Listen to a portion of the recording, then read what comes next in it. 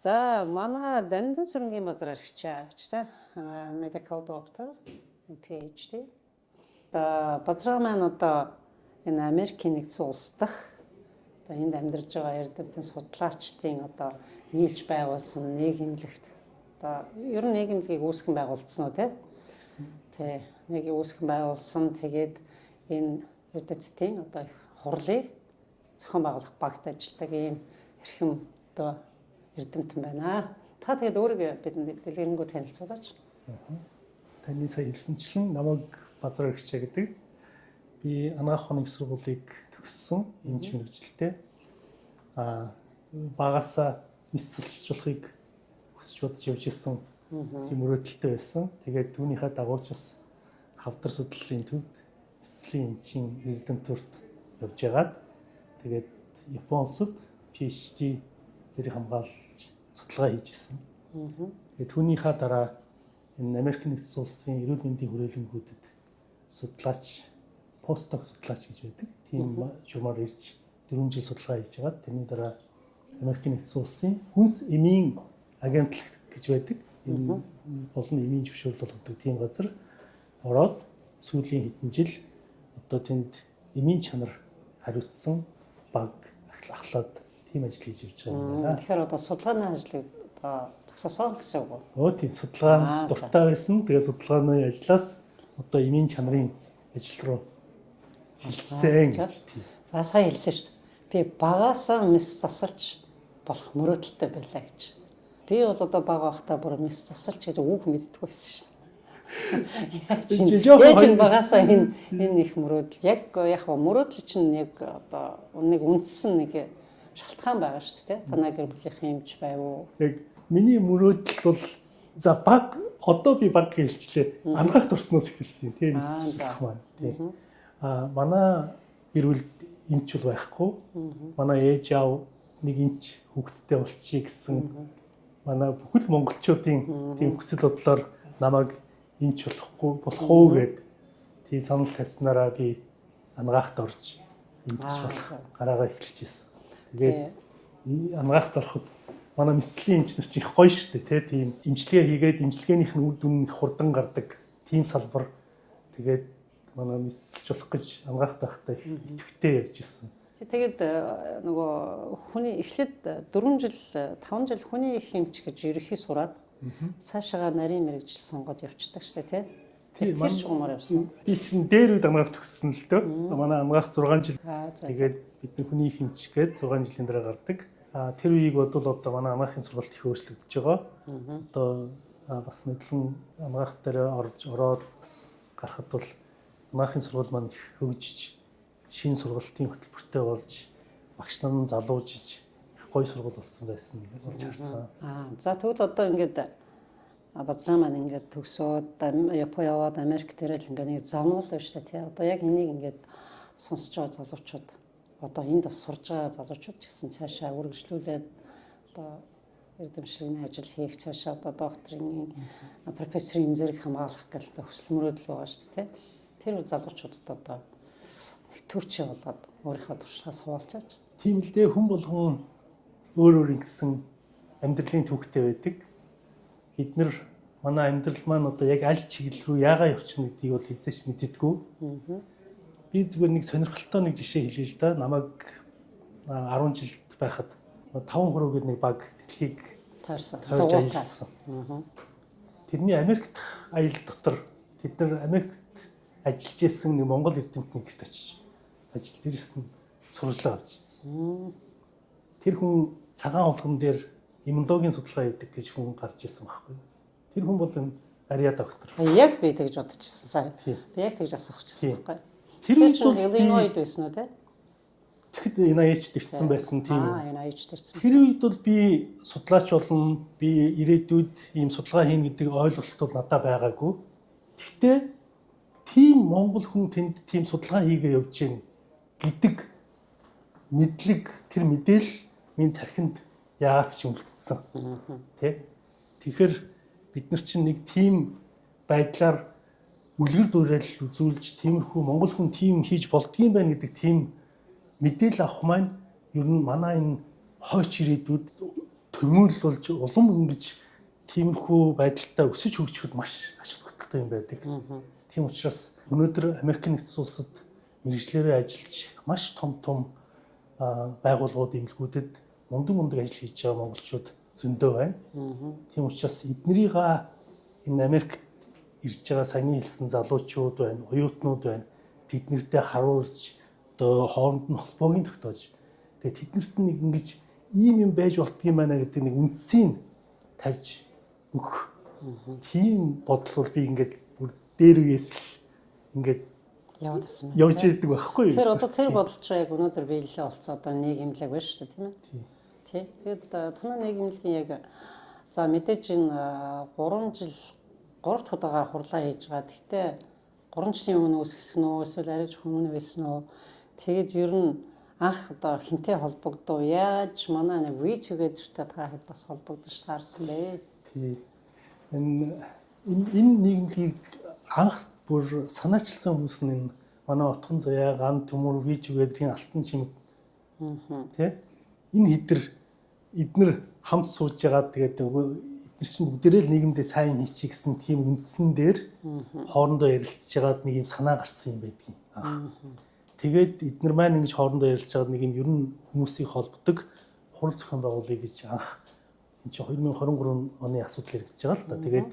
Тэгээд энэ хаваар байдаг хүмүүс юу байна гэд наран гэрэл юмч намааг энтер гэд энд ингэж оруулаад инхээ огш энтер гэд тэгээд бид нэг санаандгүй байдлаар ингээд энэ нэг хүмүүстэй ингээд холбогдсон. Тэгээд бид нар анх 23 оны намар анхныхаа хурлыг энэ манай Монголын элчин сайдын яамд Вашингтонд те яамд анхныхаа юу ч мэдэхгүй анх эхлээд тэгээ хийжээлээ. Түүнээс хойш тэгээд энэ сүүлийн 2 жилд 3 дахь удаага өнөөдөр ингээд хийгэн суулж байна. Тэгээд за зорилго бол тодорхой байлаа те. Тэгвэл одоо цаашдын төлөвлөгөө юу вэ? Танай нийгэмлэгийн бидний төлөвлөгөө буюу алсыг харах бодлого чиглэл маань бид нар юунд хүрэх гээд байгаа юм бэ? Бид нар яах гэж одоо ийм ажил хийгээд байгаа юм бэ гэдэг дээр ерөнхийдөө суурилж яадаг. Тэ? Түрүүн хэлсэнчлэн энд байгаа Америк нэгдсэн улс болон дэлхийд даяар байгаа эрдэмтэд мэргэжилтнүүд бас оюутан залуучуудыг нэгтгэж ийм энд нөлөөлөл жишээ үзүүлж хооронд нь холбоос үсгэж тгий гэсэн тийм үндсэн чиглэлтэй нийгэмлэг. Тэгэхээр ирээдүйд бид нар энэ чиглэлийнхаа дагуу ерөнхийдөө үйл ажиллагаагаа явуулдаг. Энэ явуулагч болно. Тэгээд би дотроо бас ингэж боддог юм л да. Ингэж бид нар үлгэр дуурайл үзүүлж хүнд хэрэгтэй хооронд нь холбох тийм холбоосуудыг бий болгоснороо энэ манай ирээдүйг аль чиглэлд явах чиглэлийн зааж өгөх North Star гэдэг шүү дээ. Алтан ганц юу гэдэг тэр одоо тэр чиглэлийн авч гисэн тийм чиг заагч олон байж явж ивэл бигүүл бас алтан ганцч болж байна. Бусдад бас алтан боломж олгож байна. Тэр алтан боломжийг олгох тэр чиглэлд ерөнхийдөө тэр мэдээллийн хүргэж дэм болох тийм үндсэн чиглэлтэй редүүн ажил бидний бүх төлөвлөсөн ажил маань тэр чиглэл. Одоо бол Америкийн одоо бүх мужид амьдарч байгаа хүмүүсийн эрдэмтдийн хэмжээнд болж цаашаа ингээд бусад орнуудад байгаа бас эрдэмтдтэй холбогдож илүү ингэж том өргөн болгоё гэсэн бас тийм бодол зорилго байгаа юу? Одоогоор зүгээр ямар ч байсан энэ дотроо төгс суулгах ёо гэсэн бодол байна уу? Тийм, манай нийгэмлэгийн нэр маань Америк нэгдсэн улс дахь Монгол эрдэмтэн судлаачдын нийгэмлэг. Тийм учраас бид нар Америкт эрдэмтдтэй холбож өгвөл энэний маань нөлөө тэрнгүү дэлхийд даяар тарна. Бас Монголдоо ч их хүрнэ тийм учраас юуны түрүүнд Америкт энэ өргөн том улс энэ нутагтаа энэ том улсад байгаа энэ хүмүүсээ холбож өгье гэсэн тийм эхний зорилго. Тий. Тэгээд бус хүмүүст нөлөөлнө гэсэн. Тэгээ танай зорилго бол биелж байгаа. Яг би 3 жилийн дотор чинь 3 жил харсан хүн байна. Дахиад шинээр бас аягүй хүмүүс ирж байна. Энэ жил бол залуучууд их байна тийм залуучууд аягүй хүмүүдэг илэрхийлж тавьж байна. Энэ бүр хамгийн ихний залуу Борын Батбилэг гэж одоо аягүй гүн сэтгэл төрүүлсэн. Тэр залуунуудаа маш гоё сонирхолтой сэдвэр тийм. Нян дээр нян суудсан байж идэг давхар гэдэг сонирхолтой судалгаа хийж байгаа юм лээ. Тий. За одоо ингээд манай Монголд ингэдэг шүү дээ. Би имэн санал өгүүлж орол одоо аспирин гэж одоо дээр үед аспиринс одоо байгаа шүү дээ толгоо бид нар аспирин л авч толгоонд одоо өссөн шүү дээ толгооны юм гэж баг тий байдаг эсвэл парацетамол гэдэг шүү. Тэгээд Монгол тэгээд гэхдээ энд ч болохоор нэг заавал ингээд 500 мг-аас дээш болох юм бол чөлөө 500 хүрэхээр заавал эмчийн рецептээр авдаг жороор авдаг тий. Тэгэхээр одоо Монголд бас тэгж хэлж байгаа юм шиг байлаа тий. Тэгээд ингээд би зүгээр харж байгаа би нөгөө эргэн хүнийхээ үднэс хараад байгаа шүү дээ. Маа жоох хяналттай юм уу байгаа юм шиг. Та яг тэгж боддгоо. Юу манай энэ эрүүл мэндийн салбар, эмийн салбар гэдэг чинь айгүй тийм онцгой салбар л да. Бид нэр ороод нэг талх авч явахтай ижил биш. Тэ? Бид нэг газар ороод нэг үйлчлэгээ авч явахтай ижил биш. Тэрний нөлөө маань эргээд бидний биед хүмүүсийн амьдралд шууд нөлөөлдөг учраас Америк жишээ нь бол хамгийн их нарийн хянах ёстой. Хяналтан доор хөгждөг салбаруудын нэг байдаг. Тэр утгаараа Америкт түрүүн хэлсэнчлэн эмийн хяналт бол маш нарийн байдаг. Юм зүгээр дурын аптект ороод ер нь им аавна гэдэг ойлголт маш ховор. Ер нь тэр нь зөвхөн цөөн тооны л тийм имидийг авч болох тийм боломжтой байдаг. Гэхдээ улс болгон өөрийн гэсэн эмийн хяналтын тогтолцоотой. Тийм ч байх ёстой. Манай Монгол өөрийн гэсэн тогтолцоотой. Гэхдээ тэрийг дагаад сайн ч юм байна, муу ч юм байна тэр нь. Тэ?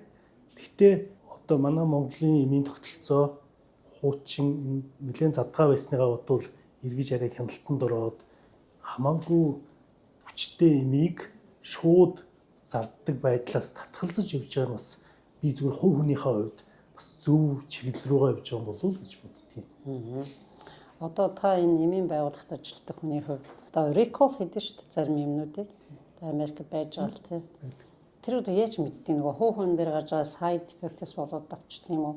Тэр шиг одоо бас яг гоё тийм болохгүй зүйлээ бас Монголд татдаг бол яг бол энэ нэвтрүүлгийг бас Монголд хүмүүс бас үзэж харах учраас би Америкт ийм culture, ийм хяналт ийм байдаг шүү гэдгийг бас сонирхуулах нь бас зүгээр юм болоо гэж бодлоо. За би түрүүн хэлсэнчлэн Америкийн нэгдсэн улсын хүнс эмийн агентлагт ажилладаг. Энэ манай агентлаг бол Америкт бүх хүний болон амьтны эм онцлогооны төхөөрөмж төхөөрөмж бас тодорхой хэмжээгээр хүнсний зүйлс зэргийн хяналт тогтоодог, зөвшөөрөл олгодог тийм газар, засгийн газрын газар байгаа. Тэгээд нийт Америкийн дотоодын нийт бүтээгдэхүүний 20 орчим хувийг триллионоор мөнгө л дээ. Тэдэнд бол 4.1-ийг 5.1 гэсэн үг шүү дээ. 20 орчим хувийг манай байгууллага ингэж хяндаг тийм газар байгаа.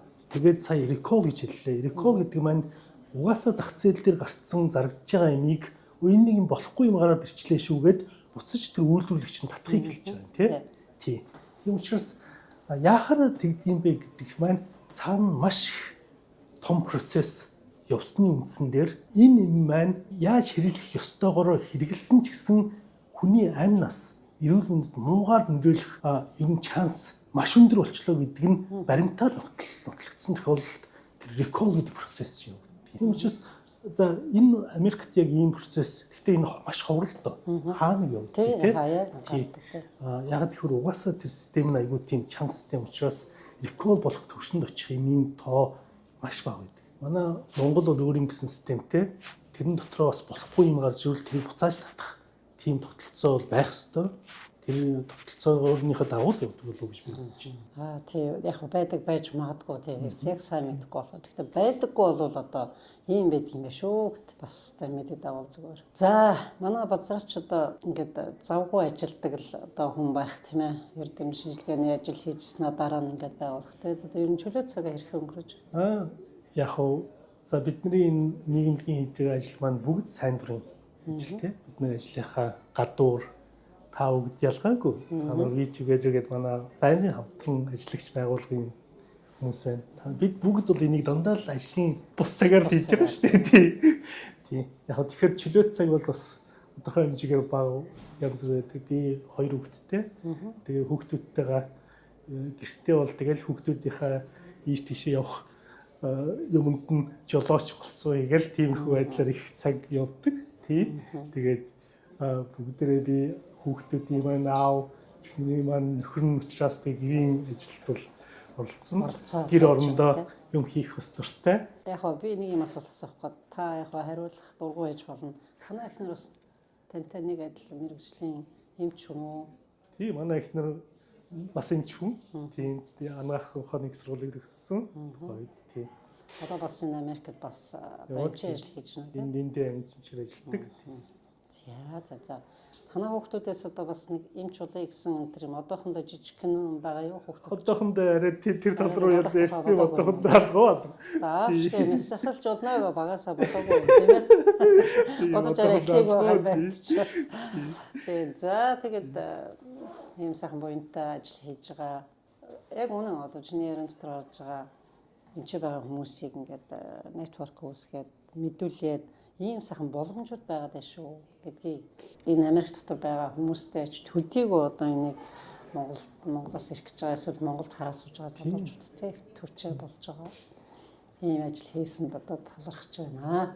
Бас та нартай хамтарсан видеогоодэртээ бас баярлж байна. Тийм бид нар бас баяртай байдаг манай видеогоодэрийн хамт олонд. За тэгээд ингээд сайхан инээд те нүүр дүүр инээд те тэгээд гоё одоо мэс засалж залуудаа ярилцсанд баярлалаа. Баярлалаа. Цагтаа мэс болох тийм өрөөдөлтөй явж байсан. Одоо ч одоо мэслээс үлдсэн байхгүй болчихлоо доо. Тийм. Цаашдынх нь одоо ажил амьдралд нь дамжил хүсье. Маш баярлалаа. Тэгээд өшөө болов эрдэмтдийг одоо төрүүлээрээ одоо баг та нар эрдэмтэн судлаачдыг нэмээд төрүүлээд байна шүү дээ баг. Бид нэр гэж хэлэхэд юу нэсдэхгүй баг шүү. Бид нэр яг уу мэдээллийн нөгөөд дэмжих талдаа тэр чиглэлээр хийж эхэлдэг тийм. За баярлалаа.